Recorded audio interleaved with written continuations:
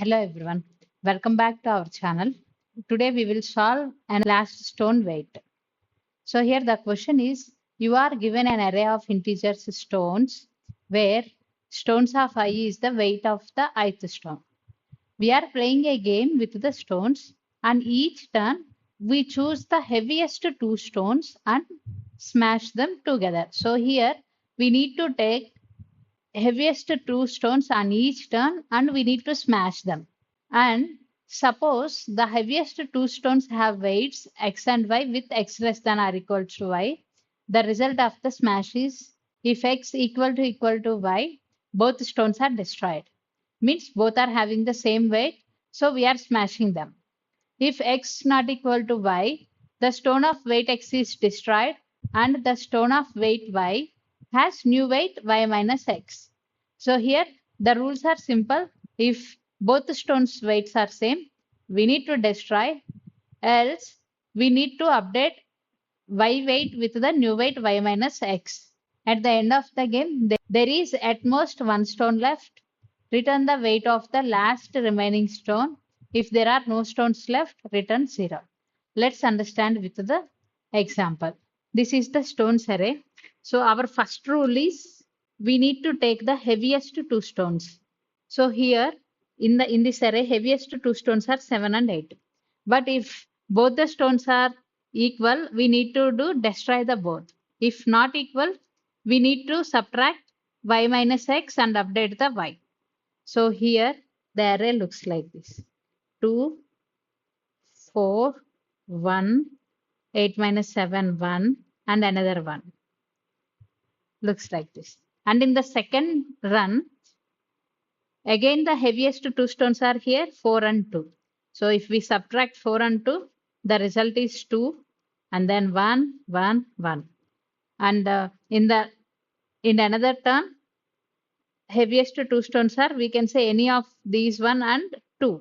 So if we subtract 2 with 1, the result will be 1 and 1, 1. In the last run, here both the stones are having same weight, so we can destroy these both true. So now the answer is 1. Here our task is return the weight of the last stone. So if the last stone is having weight of 1, we need to return that one, or else we need to return 0 if there are no stones left. So this is the basic understanding of example. Let's understand the approach to solve this problem. To solve this question, we need to check always the weight of the heaviest two stones. That's why we are going to use the max heap. Let's understand max heap and min heap scenario with this example. So if we have array like this, if we are going to store this in the min heap, larger numbers will store at the end. This is the min heap. Whereas the max heap stores smaller numbers in the end. So if we do pop from the min heap, so first we will get 1, 1 if we pop two elements. But if we pop from max heap, we will get the heaviest two stones. That's why in this question, we are going to use the max heap instead of min heap. So I hope you understood why we are going with the max heap. So let me erase this quickly. So here we are going to use the priority queue to create the max heap. With this, so here first we will push all stones weights into the max heap, and then we will each step we pop the two elements and we'll check if those two elements are with the same weight, then we destroy, else we'll push back their difference. We repeat this procedure until only 1 0 stone left. That is the basic approach we are going to use. Let's code for this one quickly. We are going to take one max heap. So priority queue itself, if we are not using any comparator, so it's a max heap. We are storing the elements into the max heap, stones dot begin. So now we have the elements in the heap until the heap size greater than 1. We repeat this process. So every time we need to pop the element from heap. So first we need to store the top element and then do pop. And we'll do the same thing for x as well. So at a time we are popping the two elements. If both the elements are equal, just we need to do destroy. So there is nothing to store in the heap.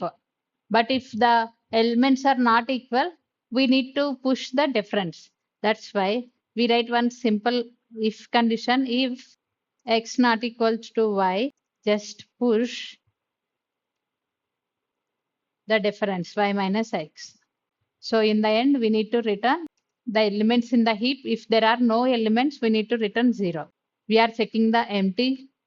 If our heap is empty means we need to return 0. Else we need to return the top element. So let's run this code. Our solution got accepted. Let's try to submit this one. The all test cases got passed.